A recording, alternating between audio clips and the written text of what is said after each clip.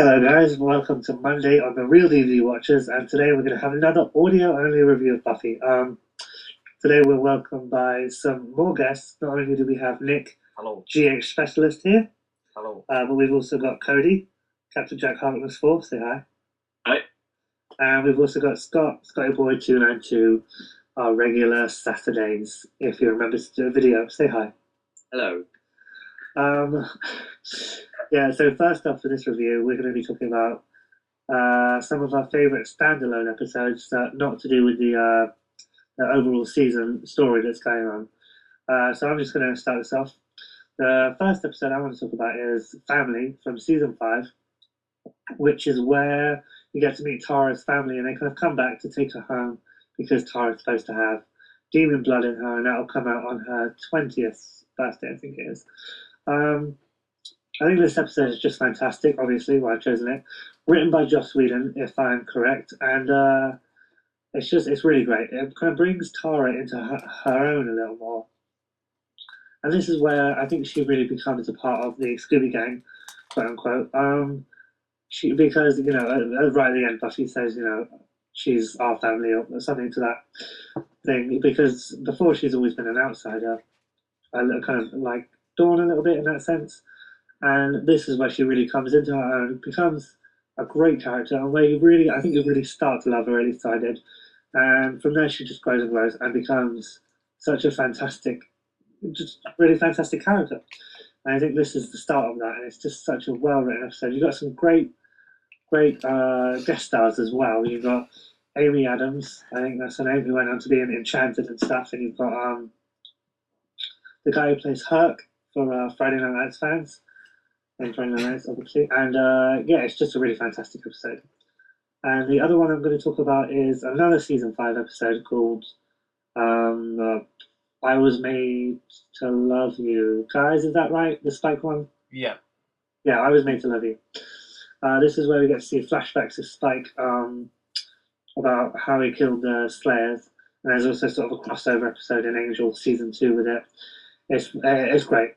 It's kind of where Spike goes from being what it's been since season 4, the sort of the funny kind of comedy relief, and really becomes a really great three-dimensional character because you get to see him while he was human, and then you get to see him kind of evolve into this deadly vampire, and it's just really great because you see the legend of him.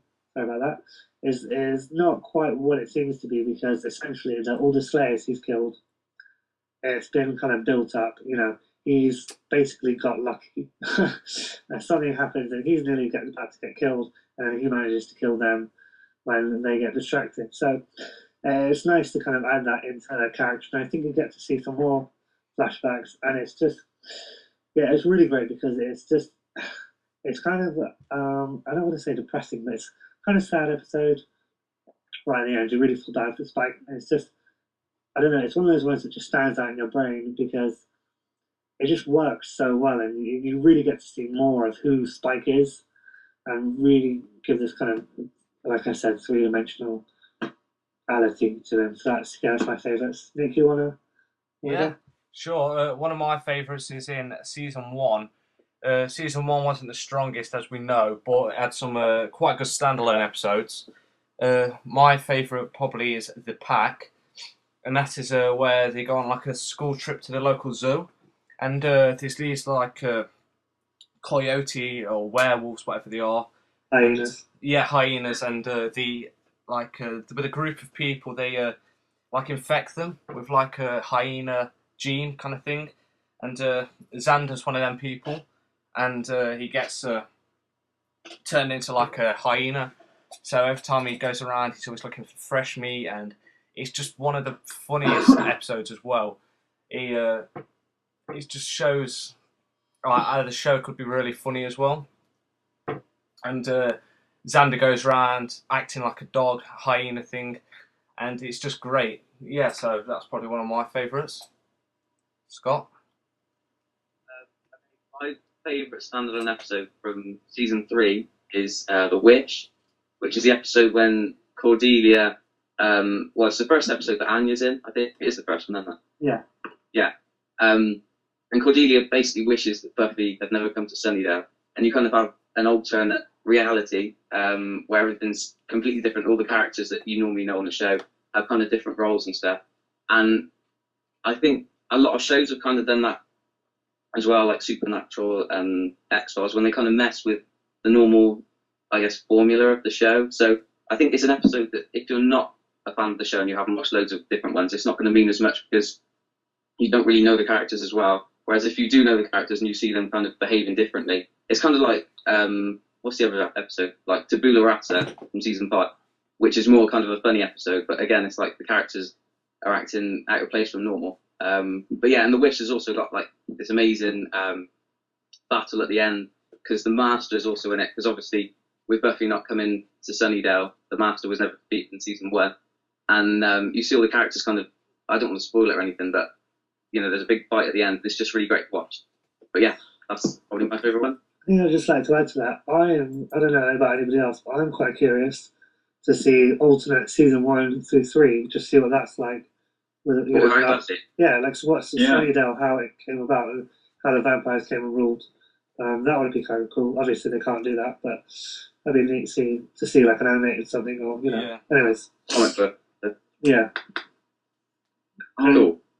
All right, yeah, for mine, I'd have to pick a season 4 episode, Superstar, where you've got like Jonathan, who's basically just cast a spell where he gets like, where he's just super popular and known everywhere. And I really liked it because we get to see more of Jonathan and Danny Strong, who actually did a really good job acting in that episode. And we learned that, you know, in the end, you know, we just learned that he's just looking for friends. It's all he wanted, friendship, because he's lonely. But I just thought, you know, it was done really well. And like, I really like the alternate opening credits where I just put shots of him in there too. And so I remember first watching that on TV. I was like, who the fuck's this guy? But it was just really well done. So yeah.